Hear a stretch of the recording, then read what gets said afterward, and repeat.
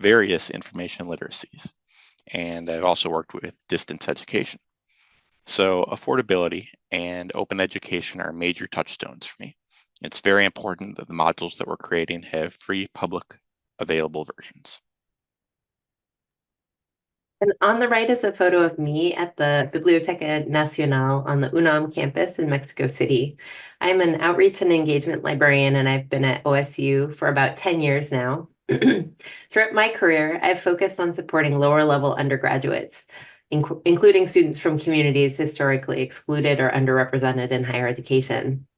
This project we will speak about today has offered a chance for me to think more deeply about what these students learn related to information literacy in particular before they get to us at OSU. So that's us. We'd love for you to introduce yourselves in the chat as well, where you're at, anything that you're excited about hearing about today. So to get us started, I'm going to talk a little bit about the need for information literacy continuing education for K-12 teachers in Oregon. In September of last year, the Dean of the College of Education at OSU inquired with our library about creating these continuing education trainings focused on information literacy for K-12 teachers, and that's how Zach and I got looped in.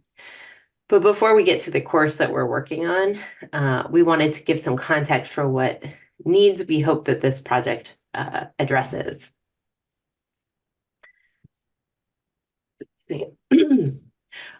So this is a pretty bleak chart published by the Oregon State Library.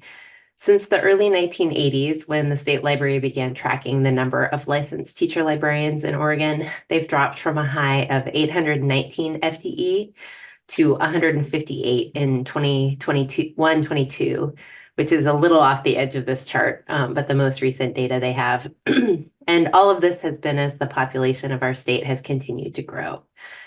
In the chart, the green is the number of librarians in schools, and the blue is the number of students per librarian.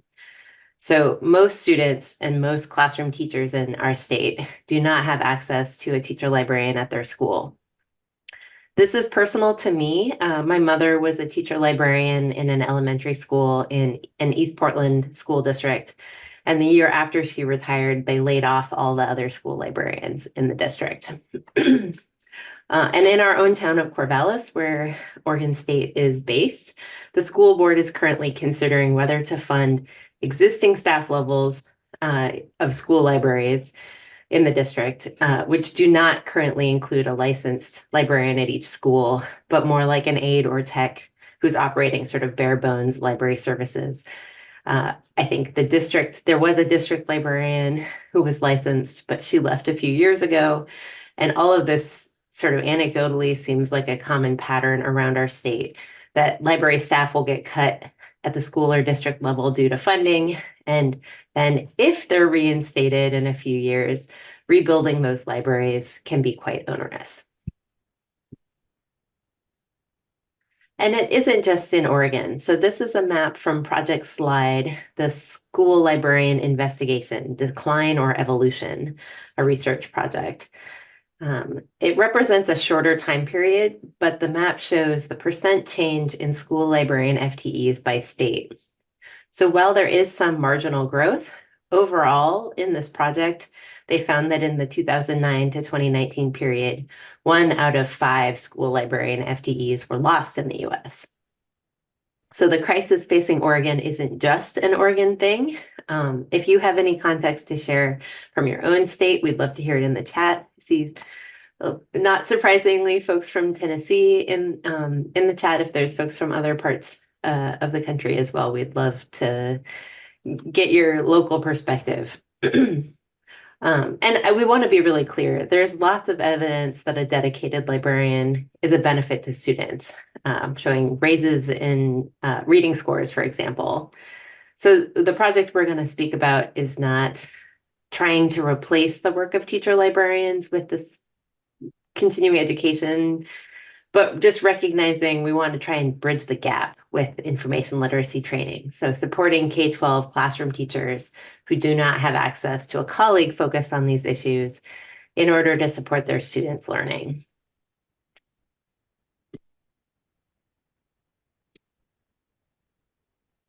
So our work actually builds on a tradition in Oregon. This year is the 25th anniversary of the Oregon School Library Information System, or OSLIS, a set of shared databases available to all K-12 schools in the state, thanks to the state library. As we began this project, we spoke with Jen Moore, who's the state school library consultant, and she mentioned that this tool, OSLIS, was developed in response to that early trend of declining teacher librarians as a way for the state library to centrally support schools and learners across the state. We regularly get students who show up at OSU as students who are very familiar with the Gale databases because of OSLIS. Jen Moore mentioned that the founding of this tool was really pragmatic, much in the same spirit we're working in, recognizing that we cannot replace the work of school librarians, but looking for ways to bolster some kind of support in the face of these ongoing cuts. At OSU, we are a land grant institution, and part of our mission is to support learning and research across the state. This project is a natural extension of that for our library in supporting teachers around the state. We were also interested in this work because so many of our students come to OSU from around Oregon, and any previous information literacy instruction really supports their transition into college. I have worked with various high school classes over the years who have a supportive teacher who brings them to campus to do research in our library. But again, for most of the students in our states, that really isn't possible. And not just at OSU, there are 5 public universities in Oregon, and many students do not live within quick driving distance of any of them. So recently, our local community college laid off all of their librarians. While they have clawed back one position, we're just waiting to see what the effects will be on students. We know there will be effects on student learning. And at OSU, we have so many dually enrolled students who are taking courses both at the community college and at the four-year university, as well, of course, as students who complete an associate's or do some coursework at the community college before transferring over. So we know there will be effects from this.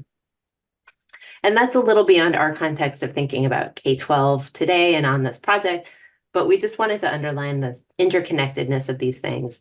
We're never starting from scratch in our teaching at a university level, but the starting points may differ very significantly based on what students have had access to so far in their education. So let's take a look at the modules that were created. Our hope is that teachers will use these modules as a space for developing existing lesson plans and for gathering new ideas rather than just throwing things out and starting from scratch. That's completely untenable. From there, the instructors can share bits and pieces of our materials with their students as part of existing curriculum. For example, adding aspects to reading and science courses that work well with their learning outcomes. Or they can just share it with their peers and use it kind of like a smaller version of the charge that everyone gets to after going to a good conference and suddenly has that spark and that excitement saying, hey, let's try something different. There are people doing different things. So we will highlight some strategic areas for development, as well as provide guided assignments where instructors can work directly on adapted material to their lesson plans. The course will have 2 modalities. One of them will be a free self-guided version available under a Creative Commons license, and the other one will be paid. It'll be an asynchronous version online where there are cohorts of instructors, and Kelly and I will be offering guidance and encouraging conversations. And that version will provide continuing education credits upon completion. Now, while most of the resources contained in the modules are free to all users, some lessons will use the Gale databases that are available to all Oregon schools through OSLIS. Our courses will use the Oregon Association of School Library Information Literacy standards as a framework, or OASL standards. These standards were endorsed by the State Board of Education in 2015. And then after creating these standards, OASL then created grade-specific learning goals for K-14.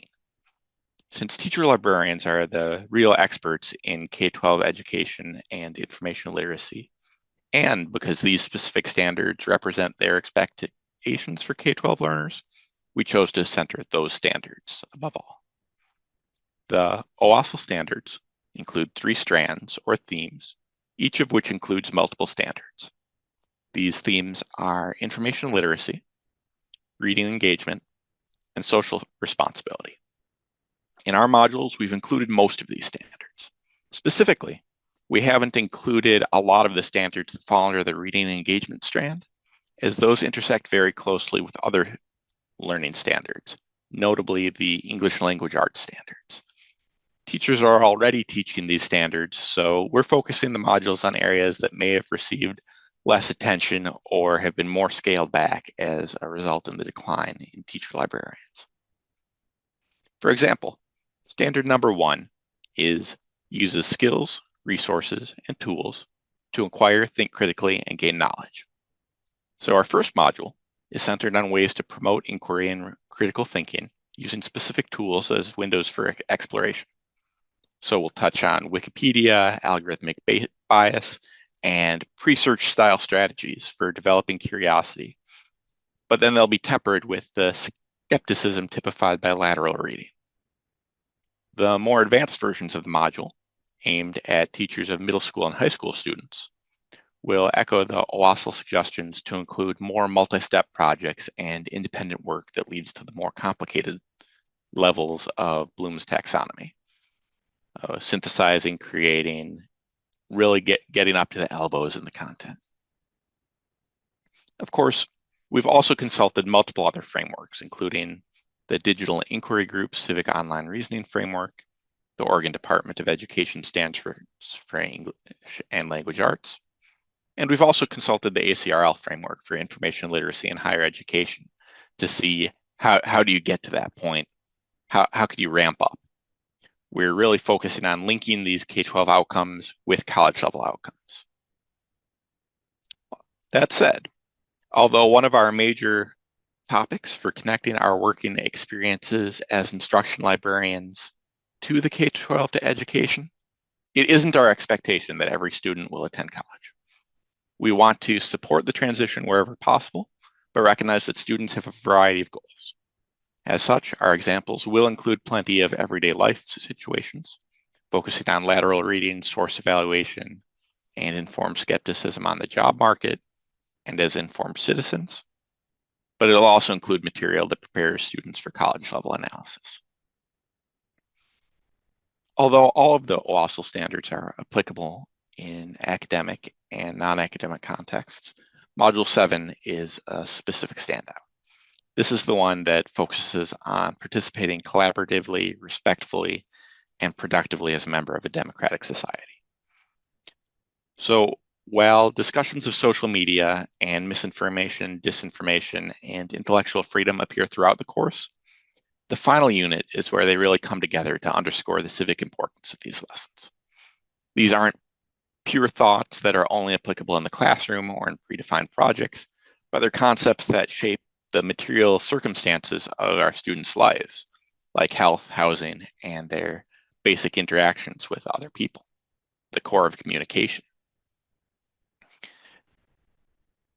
So the way this project has developed is we've learned from teacher librarians and from consultants at our state library and from other librarians who have been in higher ed who've spent years thinking about the bridge of information literacy from high school into college.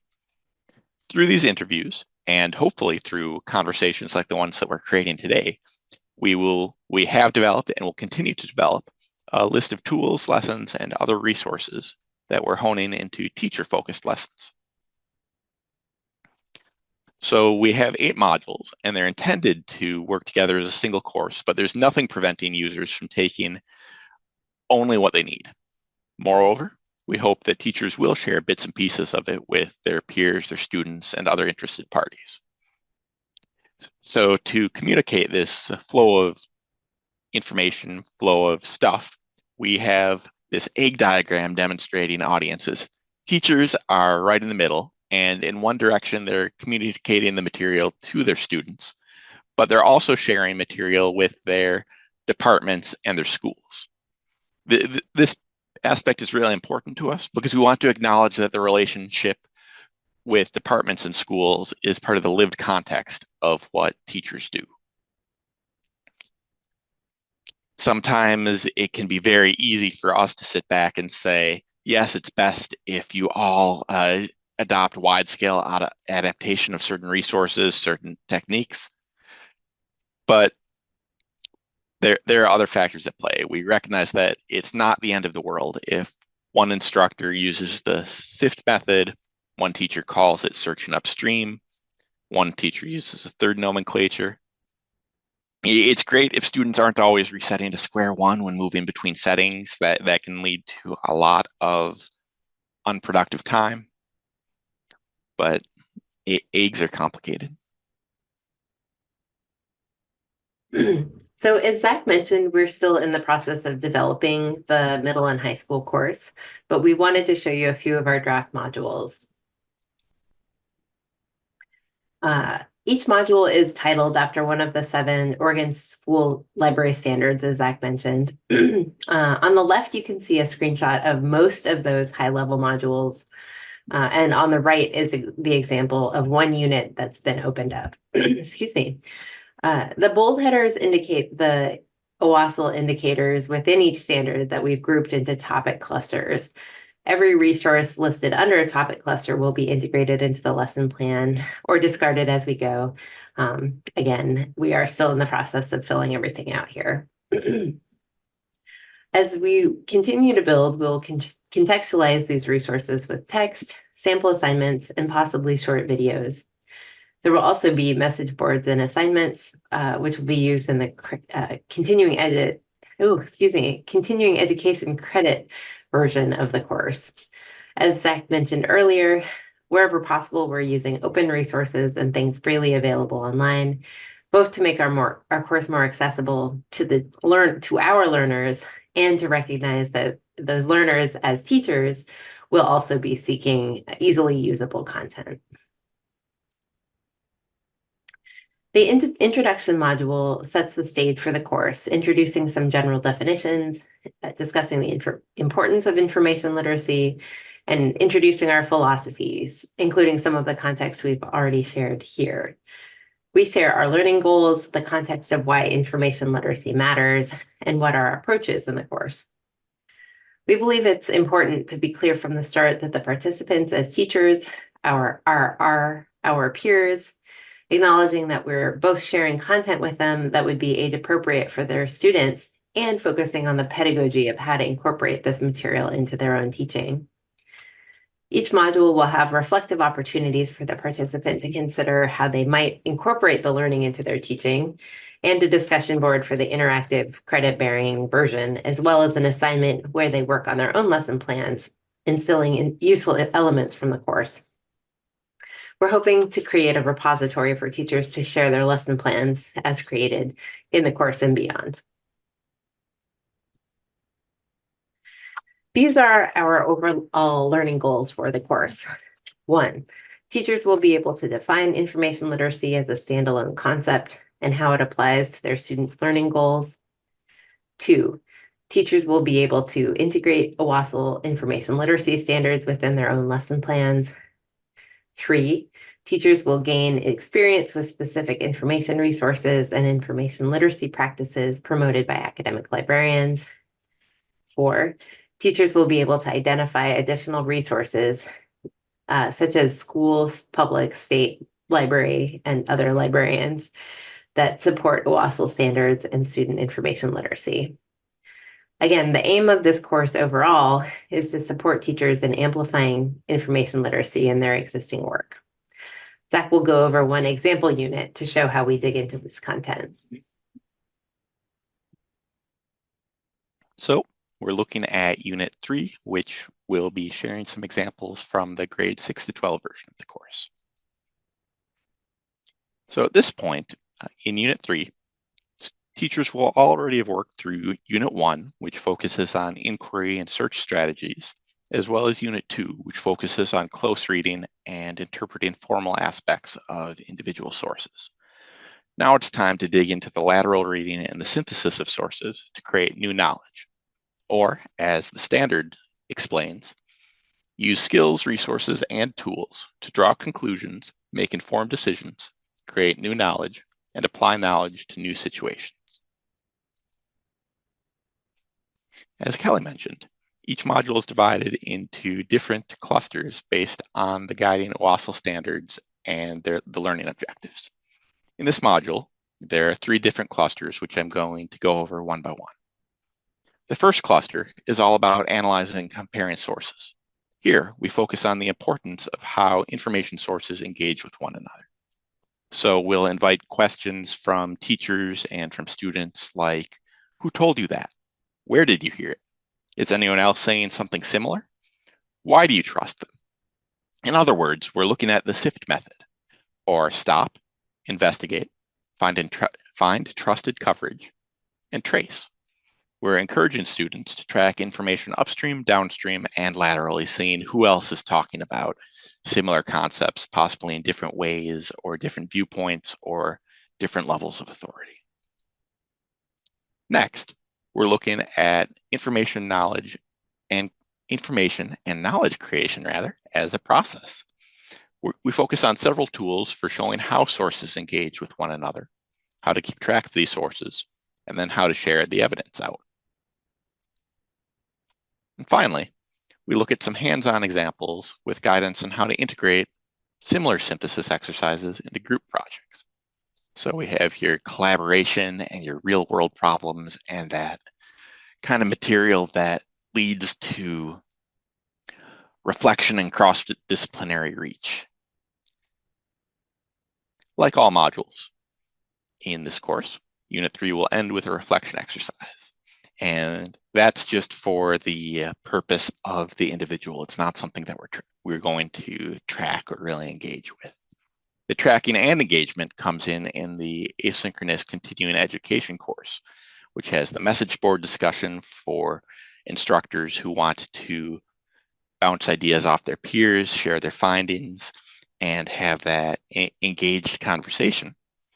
And then the assignment, which asks instructors to examine their own lesson plans for areas where the materials covered in the module could be helpful.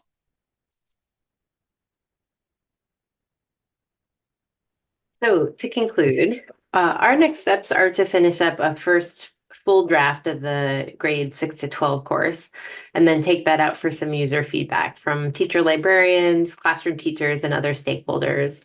If you're interested in this or you know people who would be, please let us know, and we'll have our email addresses on the next slide. We will use that feedback to revise the course and start to build out the K-5 course as well. We hope to have a soft public launch of the courses this fall, making the open version available, and then to run the first credit-bearing version next winter. In terms of lessons learned, while this project is still unfolding, it has already given us a lot. We've been learning a lot about pre-college pedagogy, about K-12 information literacy standards and expectations.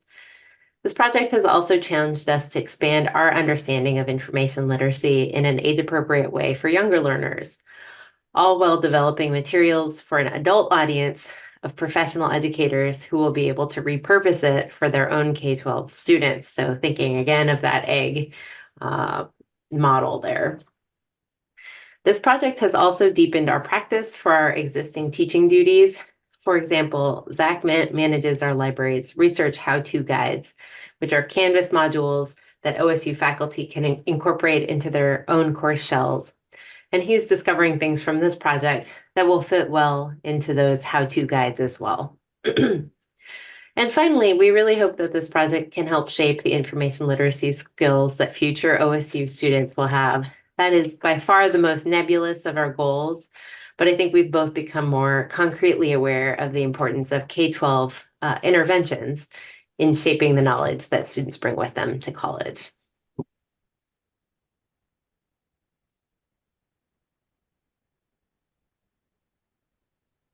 And so that's it for our time. We would love to take questions or get feedback.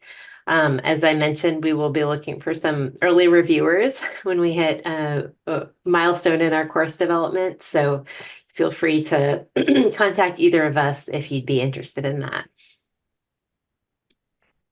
Hey, well, thank you so much, Zach and Kelly. Um, a lot of excellent food for thought here.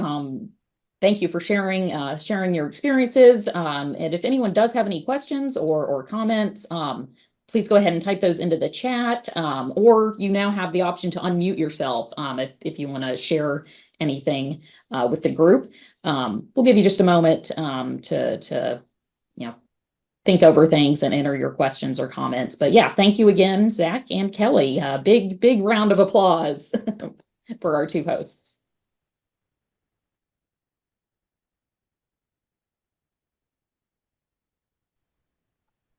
I had one question. So in Baltimore County, teachers have to do yearly professional developments. What are teachers in Oregon also required this, and does this fulfill that requirement? Yeah, that's been a really wonderful part of working with our College of Education because they do so much teacher training. They're very familiar with the requirements for classroom teachers. So from our perspective, it was what will help make this, what will be a good incentive to get teachers to consider this. And so that's a piece of how we've structured the continuing education credits is to help teachers fulfill their requirements for the year. It also has been interesting to learn about how to promote this kind of course. And we haven't hit that point yet of sort of shopping it around to schools, but we were heartened that the College of Education folks really thought that having some targeted promotion to principals and sort of at the district and school level would be successul. And that really aligns with our philosophy that it does help when there's more integrated understanding of information literacy. So if we get a handful of teachers from one school, that will help with some of those, that has the potential to help with some of those issues of consistency across grades and types of classes as well. I'm just going to +1 that and say that it was very encouraging talking to the College of Education's instructional designer who has experience with setting up different continuing education courses. And so showing us the different formats and talking through some of the more formal aspects. It was nice to have that kind of support.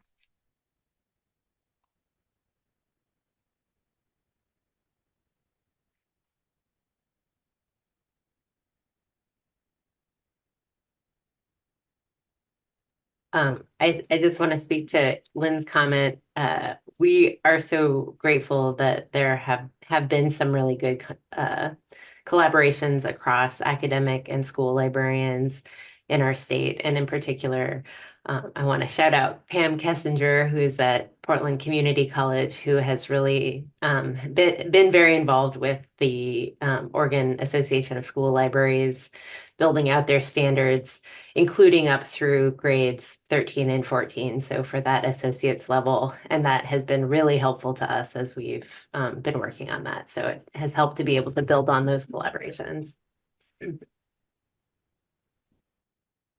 See that we have another question in the chat. Could we talk a bit about the workload of all of this?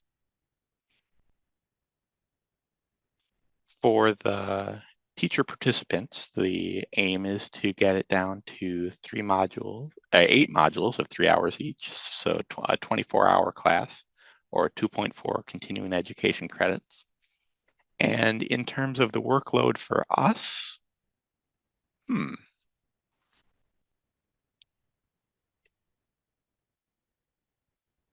the most salient point that's ahead of me right now is that it's good that summer is coming up, and that's usually the dedicated, not dedicated.